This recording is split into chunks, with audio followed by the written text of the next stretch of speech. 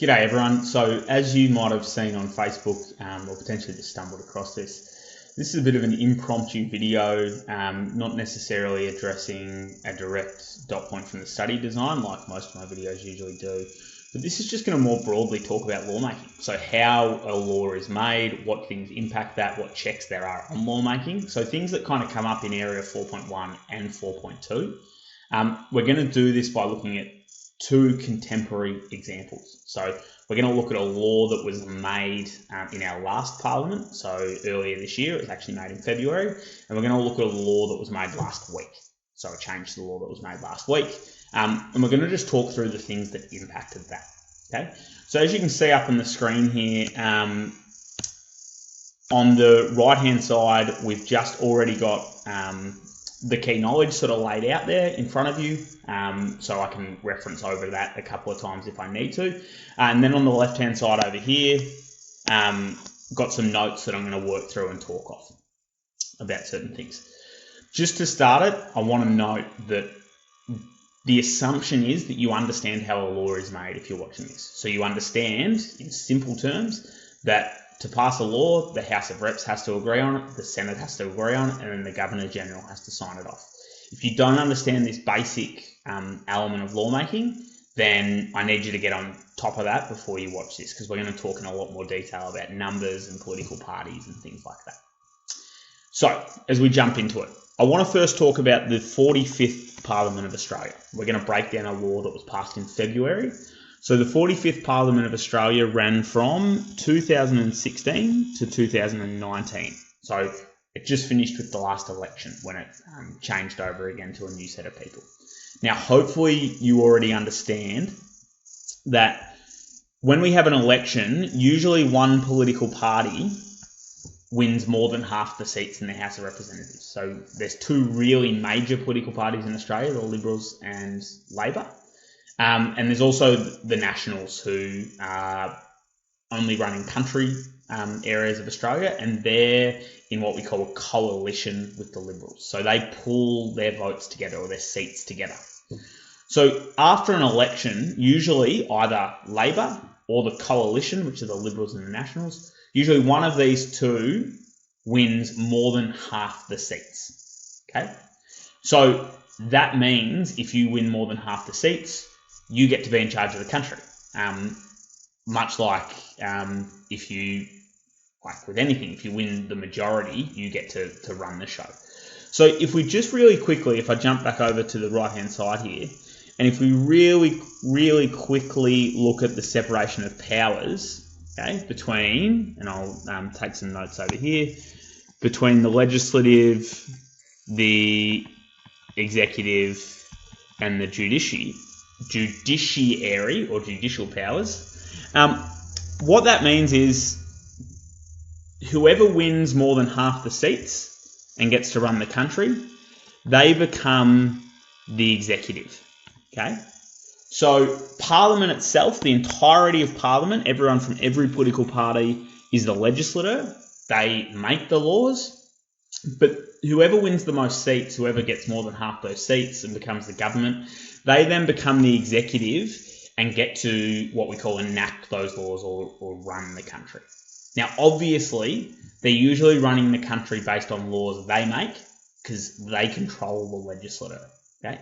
But what I want to look at with the 45th Parliament is how that was different, because we actually ended up with an example where the government, the executive, had to actually run the country based on a law that they didn't like and they didn't want, but they had no power over or couldn't change. Because our last parliament was different. Okay? And as I said, usually one party wins more than half. But you'll note that by the time our last parliament finished, and there was a few things that happened with people quitting and getting kicked out for being dual citizens and all these different things. But by the time that our last parliament finished, so the start of this year, out of the 150, the coalition only had 73. So those of you who are good at a bit of quick maths would know that that's less than half. So they actually don't necessarily control the legislature anymore. They don't control Parliament. Even though they still have more than Labor, who only have 69. Okay? And then the other 8 seats, so 73 plus 69 being 142, the other 8 seats being made up of this random group of people. So one person from the Australian Greens, one person from Katter's Australia Party, Bob Katter, where's the Akubra, has some crazy videos online of him saying really wacko things. He's from far north Queensland. One person from the Centre Alliance, they're a South Australian party. Moderates believe that they look at everything individually as an issue and decide how they're going to vote. They don't really have a big picture ideology. You've got a set of independents, so people who don't have political parties. Julia Banks, who used to be part of the Liberals. Karen Phelps, who won Malcolm Turnbull's old seat when he quit. Andrew Wilkie from Tasmania and Cathy McGowan from rural Victoria. And you also had this guy called Kevin Hogan. Now, he's actually from the Nationals Party, that's part of the coalition. But when they sacked Malcolm Turnbull, he, as a bit of a protest, said, I'm not necessarily going to vote with you anymore, being the Liberal Party. I probably will. If it's any big things like trying to kick you out as the government, I'll vote with you, but I'll actually reserve my right to change my view on different things. Why this is important, though, is because, like I said, in our last parliament, the government, so the executive, actually ended up having to run the country based on a law made by Parliament that they didn't like, because, basic underpinning, to pass a law you need to get half the people in Parliament to agree with you, because they represent everyone around the country. And we actually got to this situation where if they really could convince enough people, the Labor Party with their 69 seats could actually change the law themselves, even though they weren't in charge of the country, even though they weren't running the country. So if we just do a little bit of quick maths, if we take this Labor 69 and we add in 1 from the Greens, we add in 1 from the Centre Alliance, we add in, we'll actually just add in all of these independents as 1, add in those 4, you'll note that we get 75. Okay? And 75 is enough to change the law. Okay? It's half. What this means is, and this is quite random, this is quite rare, means the party who wasn't in charge of the country, like I said, might actually have to enact and run the country based on a law that they don't like and don't want. And we're going to talk through exactly what that was in a minute. Those of you who, again, understand Parliament know we have a bicameral system. So we jump back over here, bicameral structure of Parliament, and we're looking at the roles of the houses. That means we also need to get half the people in the Senate to agree. So the Senate's got 76. Those of you good at maths, again, would know that half is 38. So half plus 1 being 39. A little bit harder for Labor, again, say they want to do something that the coalition don't like. A little bit harder for them to get to the 38, 39 here because they only have 26 to start with. But again, if we take this 26 out here and we add in 9 from the Greens, we add in 2 from the Centre Alliance, we're not going to add in One Nation because One Nation don't like Labor or the Greens, so they're not going to agree with them on anything. Same with the Liberal Democrats and same with the Australian Conservatives, the United Australia Party and the Conservative Nationalists, being Fraser Anning. But if we then add in Darren Hinch and Tim Storer, who are independents, again, do our maths, you'll find that that actually equals 39.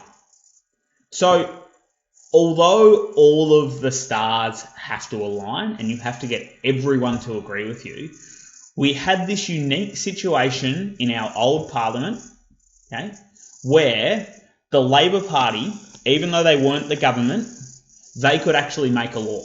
They could actually change the law. And that's going to allow us to talk about these laws called the Medivac laws. So what happened in our last parliament was Labor, these crossbenchers and the Greens, or when I say crossbenchers, I mean the independents like Banks, Phelps, Wilkie, etc.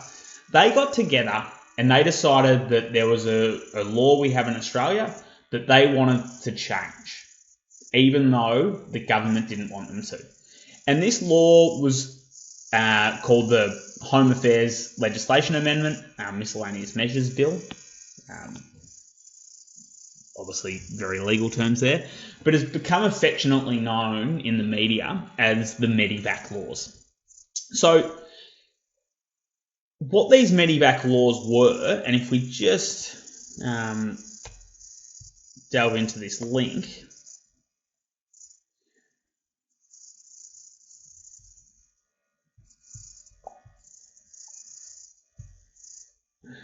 here.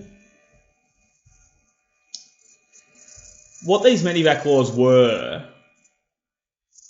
that refugees who were sick, so refugees on Manus Island or Nauru, which are offshore immigration detention centres, refugees that were sick could actually ask to be transferred to Australia, to the mainland of Australia for medical treatment if the recommendation of 2 independent doctors believe that the patient is not able to receive appropriate medical care on Manus or Nauru.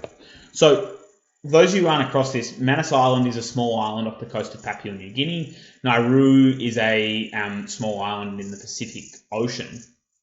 Both of these don't have very good medical facilities, would be the best way of describing it.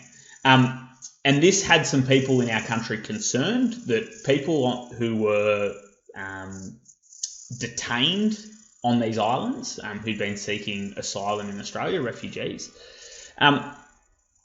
if they needed medical attention for a range of matters, there's a lot of mental health concerns, but also some physical health concerns. If they needed medical treatment and they couldn't get it on those islands, what could they do? And under the previous law, basically, it was really, really difficult for them to come to Australia to get that treatment or be transferred someone to get that treatment. So this group of politicians, being, as I said, the independents here, so Banks, Phelps, etc., got together with the Greens and the Labor Party and said, why don't we pull all our numbers together and we'll change the law so that it's easier for these people to get transferred to Australia.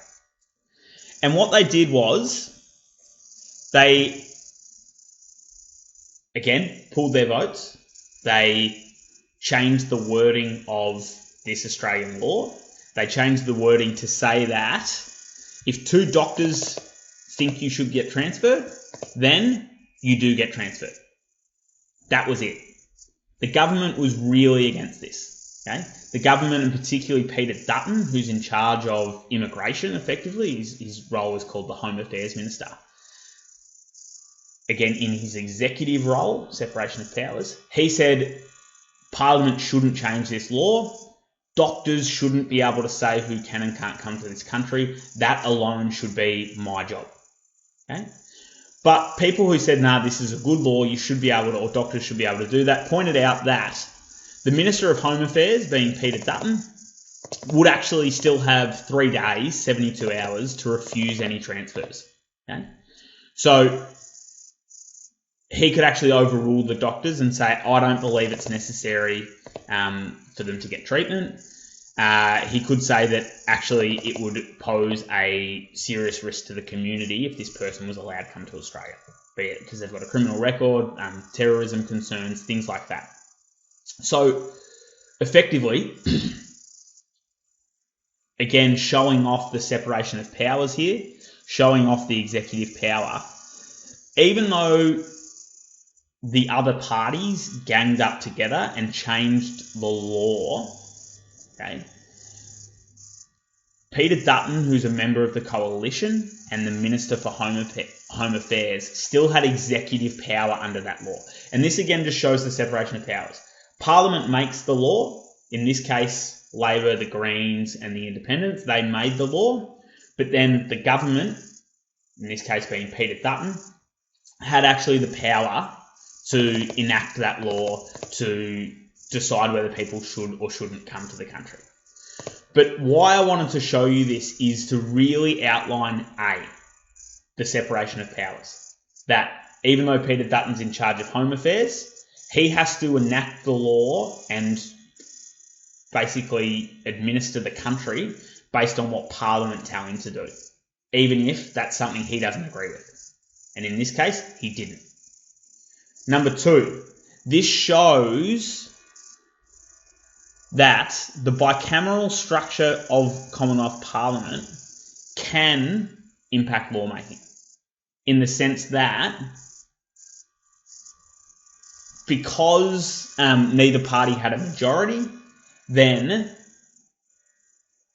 basically whoever could get the votes together could actually change the law. And this is really important when we look at the question on last year's exam, and we're going to talk about it a little bit later, but if I scroll down to it here, where they actually gave you this statement and said, hey, the composition of the Senate is as follows: 31, 26, 9, independents 10. And actually tried to get you to understand how a law is passed, how political parties have to interact with each other to try and get something passed.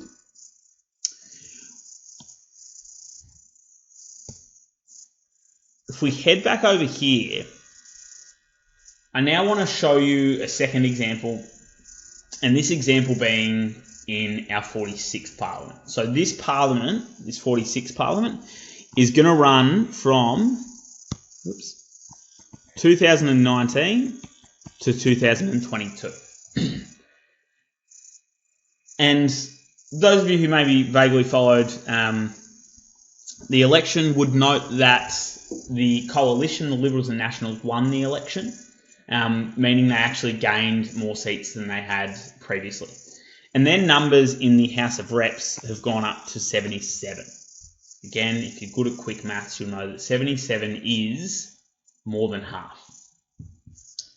What that means is, in a way, the rest of these guys here in the House of Reps are a little bit obsolete all of a sudden. So different composition of Parliament now. And the coalition can pass anything they want, okay, through the House of Reps. But this allows us to really get a good understanding of this bicameral structure of Parliament. I'll pull that back up there. And how the bicameral structure of Parliament impacts lawmaking. Because even though in our new Parliament the coalition holds 77 seats, more than half, they still only hold 35 in the Senate, which means they don't have a majority. It means that they still need to convince other people to agree with them to change the law. Now, quick first example, this Medivac law, the government's come out and said, Peter Dutton particularly very prominent, and said, we're changing it back to how it used to be. We're getting rid of this doctor thing. Okay, people can't come to Australia for medical treatment. Peter Dutton saying, I alone am taking back that power. Only problem is, even though they can change the law back through the House of Reps, only problem is they need to convince enough people in the Senate to agree with them. Okay, to get to half, they need to convince another 4. So they need to either convince both One Nation, guy called Corey Bernardi, who are most likely going to agree with them, okay, because they're all Conservatives as well. But that only equals 38. And to get the last vote, they're often going to need to rely on either Jackie Lambie or the 2 from the Centre Alliance, okay, assuming that Labor and the Greens won't agree with them. So what this hopefully shows you again is how the bicameral structure of Parliament acts as a check on Parliament. Because Parliament, or in this case, the Liberal Party, can't just go off and change any law they want whenever they want to suit them. They actually have to make sure they convince other people that it's the right thing to do. And the example that I want to show you here is tax cuts. So in the last week, the Liberal Party, or at the election, the Liberal Party said, hey, if you vote for us, we're going to cut your taxes. Okay? Most people like tax cuts. It means they get more money in their pay. So they went to the election and said, hey, we're going to do 3 sets of tax cuts over the next 5 or 6 years, okay, if you vote for us. Obviously got voted for. So last week, they were like, we want to introduce these tax cuts now. We want to change the rules of the country through Parliament to obviously mean people pay less tax. What actually happened, though, was when they got into the Senate, obviously they passed it through the House of Reps. When they got into the Senate, like I said, they had 35. They got 2 from One Nation. They got 1 from Corey Bernardi. They needed 1 more vote to get it through. And this is where we look at the power of what we call crossbenchers. And in this case, the power of a specific person called Jackie Lambie. Now, Jackie Lambie is from Tasmania and doesn't affiliate with a political party. Originally got elected years ago under as a member of Clive Palmer's party, but now is just independent. And if we look at this article from the ABC, you'll see that the federal government secured support from Jackie Lambie. Jackie Lambie has confirmed she will vote for the package when it is introduced to the Senate today. And look at the negotiating here. Senator Lambie has demanded more support for social housing in Tasmania ahead of the vote. So she's actually gone in and said, I'll vote for your tax cuts if you promise to address my concerns about social housing in Tasmania. Why I wanted to show you this is, again, for you to really understand the roles of the houses in lawmaking, okay, the importance of political parties, but also the power of the Senate, okay? The fact that because Jackie Lambie, this one senator from Tasmania, has randomly and luckily got herself the deciding vote in the Senate, just how much power that gives her, okay? That she can actually say, hey, every single person in this country will or will not get tax cuts, or everyone who's eligible for them, depending on whether you give Tasmania more money for social housing, okay? And that's a really, really important thing to consider when you're considering lawmaking, influences on lawmaking, and the role and power of the Senate in lawmaking, that bicameral structure of Parliament. Again, I wanted to show you this question so that you understand. If we read through it. On the 18th of June 2018, Australian Greens Senator Jordan Steele-John introduced a bill into the Senate. The bill, the Commonwealth Electoral Amendment, Lowering Voting Age and Increasing Voter Participation Bill 2018, aims to amend the law to allow 16 and 17-year-olds to vote in federal elections. The following data is from Senate Official Hansard, 18 June 2018. Composition of the Senate is Government 31, Labor 26, Greens 9, Others 10, making a total of 76. Okay? We're going to skip over the question on parliamentary committees. And we're going to look at this one. Discuss the ability of the Commonwealth Parliament to change the law to allow 16 and 17-year-olds to vote in federal elections. So, can they change it or can't they change it?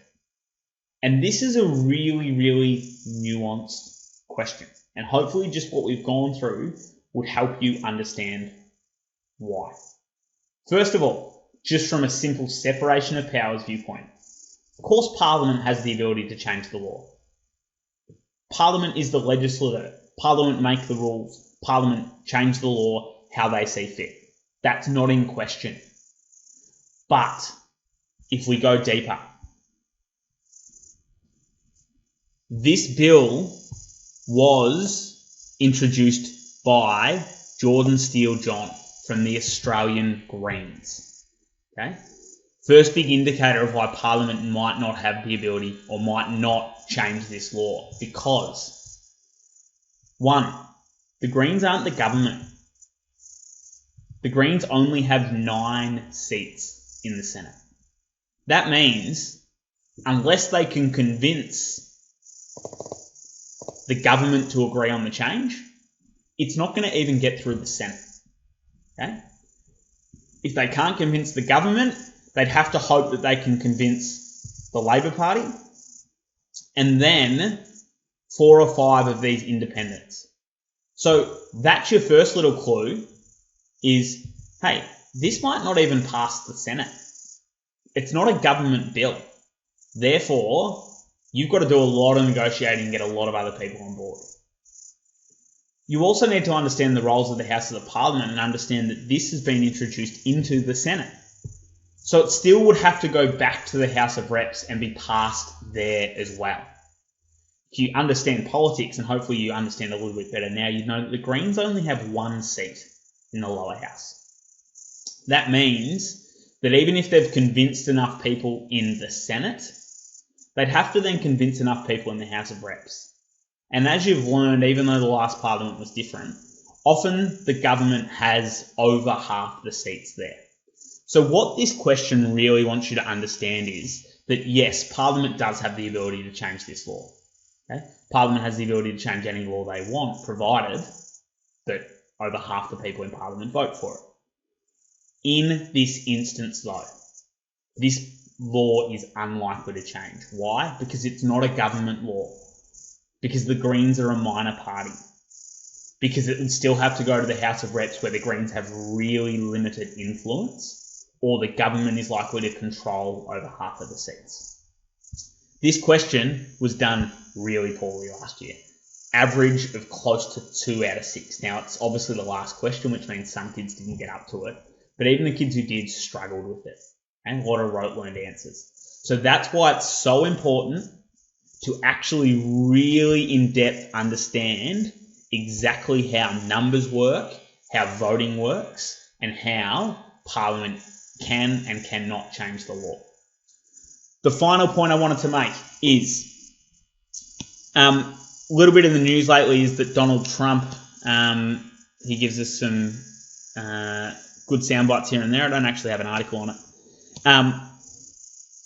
Donald Trump's been in a bit of a war of words with a country in the Middle East called Iran. Iran has allegedly, and the international community believes that Iran bombed a couple of oil tankers, and they also shot down a US military plane. Donald Trump has said Iran needs to be careful. I'll unload a fury like they've never known or something like that on them, insinuating that maybe America's going to go to war with Iran. Scott Morrison, as our Prime Minister, was obviously asked what might happen if the US decides to go to war with Iran. And he said he wouldn't rule out supporting the US. And I just really wanted to, again, talk about the role of the executive. The executive is obviously the ability to run the country and enact the laws. Scott Morrison, as the Prime Minister, as the leader of the executive, the political party who got the most seats in the House of Reps, he actually has the power to decide if our military goes to war or not. He doesn't have to pass that through Parliament. He can just say yes or no. And this again just shows us that difference between the legislature is there to make laws. The legislature is there to make rules around how our country works, how tax works, how immigration works, how transportation works, all of those different things. But when it comes to actually making decisions about how the country is operated and day to day based on those laws, that's purely up to the executive. And the fact that Scott Morrison can say we're going to war exemplifies the difference between these two roles. And I just wanted to point that out at the end. Look, obviously a lot to digest in this video.